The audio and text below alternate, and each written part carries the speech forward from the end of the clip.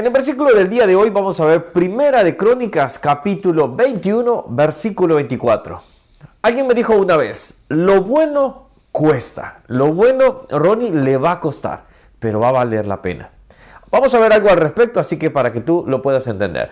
¿Cómo estás? Que Dios te bendiga. Mi nombre es Ronnie Mejía y estamos viendo la Biblia capítulo por capítulo. Vamos avanzando, vamos aprendiendo esas verdades que están en medio de todos estos capítulos, en medio de aún de mucha mortandad, vamos a decir, de muchos nombres. Bueno, a veces uno puede decir, ¿para qué me van a servir? Ya vas a ir entendiendo para qué sirven todos estos nombres. Pero bueno, este capítulo trata más que todo de David censa al pueblo. Un error que David cometió, como muchos tantos que David cometió, porque David no era el hombre perfecto, era un hombre más, era un hombre que se equivocó, pero al mismo tiempo sabía cómo arrepentirse y cómo llegar al Señor y pedir perdón. Ahora bien, acá dice que David está hablando todo este capítulo, censa al pueblo, el Señor manda a su ángel y de esa manera, cierta forma, viene un castigo sobre Israel. ¿Por qué pasa esto? Primero, dice que Satanás es la primera vez que se denomina bien el nombre Satanás. Dice que incitó, se levantó contra Israel e incitó a David. Es decir, Satanás no busca un punto donde haya arrepentimiento, donde haya una cercanía a Dios. No, él simplemente tienta a David, vamos a decirlo de esta manera, incitó a David para que esto sucediera. Ahora bien, fíjate bien, lo que pasa acá es que David censa al pueblo. ¿Por qué Dios castiga al pueblo? ¿Por qué Dios envía ese castigo? Tú lo puedes leer y te vas a dar cuenta. Porque para censar el pueblo, allá en Éxodo, Dios había dado una regla.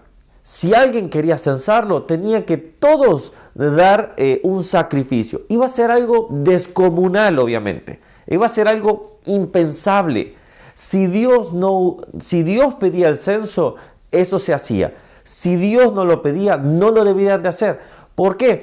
Porque ahí iba a haber mortandad, porque se tenía que pagar el precio. Quien es el dueño de todo es Dios. Pero David no era el dueño de Israel. David solamente era un administrador, vamos a ponerlo de esta manera. Alguien que estaba dirigiendo, pero no era el dueño.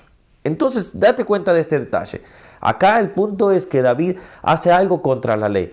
Y Dios, cuando es algo contra la ley, lo va a marcar y lo va a mantener y lo va a sostener. Entonces, acá ese fue el error de David. Pero vamos al versículo de ahora, sí, vamos a entrar a lo que quiero conversar con ustedes. Versículo 24. Entonces el rey David dijo a Ornán, no, sino que efectivamente la compraré por su justo precio, porque no tomaré para Jehová lo que es tuyo, ni sacrificaré holocausto que nada me cueste. Esto es, David se acerca a Ornán a pedirle lo que es su era, su lugar donde se paraba. Esta era, la era de Ornán, estaba, vamos a decirlo de esta manera, pero hoy por hoy está, porque sigue estando, en el mismo, es el monte del templo, el monte Moriah. El monte donde un día Abraham hizo el sacrificio, iba a hacer el sacrificio de su hijo y al final hizo un sacrificio de un animal. Después, por ejemplo, es el mismo lugar donde el Señor Jesucristo muere. O sea que este monte, que es el monte hoy por hoy del templo, es muy muy importante. Y va a ser el centro, es el centro, vamos a decir así, se va a volver el centro en un momento de toda la tierra. ¿Por qué? Porque es el monte donde se estableció el templo, la adoración al Señor. Ahora bien, ¿cuál es el punto acá? Más allá de este dato interesante. Dice David, ni sacrificaré holocausto que nada me cueste. Cuando nosotros tenemos en nuestra vida cristiana, debe de costarnos, va a costarnos, porque vivir conforme a la ley, vivir conforme a lo que Dios manda, no es fácil. No va a ser fácil. No va a ser simplemente decir, bueno, me pongo hacia atrás y todo va a ser color de rosa. La fe cuesta, la paciencia cuesta. Hay personas que nos cuesta amar. Bueno, alguien me decía ayer, Sí, yo no puedo cambiar a alguien, es cierto, no vamos a cambiar a nadie. Ahora, el punto es que esa persona no va a ejercitar la paciencia. ¿Sabes? Un teólogo de Inglaterra dijo lo siguiente, se llama Clark. Clark, el que tiene una religión que no le cuesta nada, tiene una religión que no vale nada. Nadie estimará las ordenanzas de Dios si esas ordenanzas no le cuestan nada.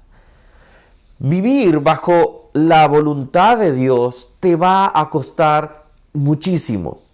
Vas a sacrificarte a ti mismo. Vas a dejar de hacer cosas que te den placer en muchos casos.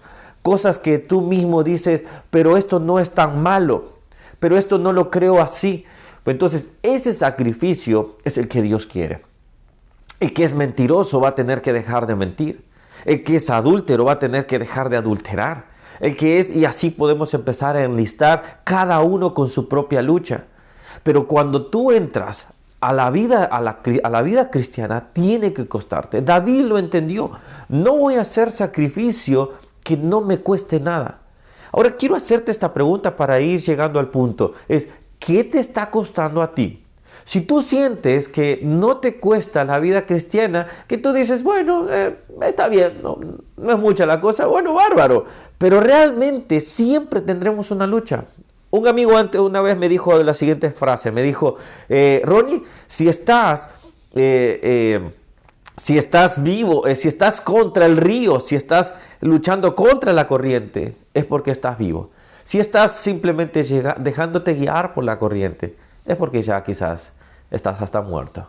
Y es cierto, tiene razón, porque la corriente, lo que es este mundo, nos va a llevar fácilmente a lo que nosotros queremos. Jueces, mucha de la frase de Jueces siempre era, cada uno hacía lo que bien le parecía. Cuando tú estás viviendo ahora, ¿haces lo que bien te parece? ¿Te dominas solo a ti mismo? ¿Te dices yo forjo mi destino? ¿Yo forjo? ¿O tú dices, Señor, toma las riendas de mi vida? Yo quiero vivir para agradarte a ti. Que mi familia te agrade a ti. Si eso cuesta, entonces vale la pena. Y termino con la frase que empecé. Si lo bueno cuesta, pero al final valdrá la pena. ¿Sabes por qué valdrá la pena la vida cristiana? Porque un día estaremos en el cielo. Eso no es un mito. Esto no es pasarnos la mano en la espalda. Esto es una realidad. Cristo vuelve, pero vuelve por una iglesia santa, por una iglesia que lucha y por una iglesia que se sacrifica todos los días. Mi pregunta hacia ti es, ¿te estás sacrificando para el Señor? ¿Te está costando la vida cristiana? Entonces estás vivo. Bueno, lo dejo acá. Sigue leyendo el capítulo, hay mucho por aprender, hay mucho por investigar, así que bueno, que Dios te bendiga, espero que Dios haya hablado a tu vida y si no lo has hecho, ya siempre lo decimos, suscríbete al canal, dale a la campanita para que te avise cada vez que subimos un nuevo video. Que Dios les bendiga, saludos a los nuevos suscriptores, a aquellos que se van incorporando, activen la campanita para que así puedan seguir viendo todos los de lunes a viernes, si Dios lo permite, estos devocionales o estos versículos del día. Dios les bendiga.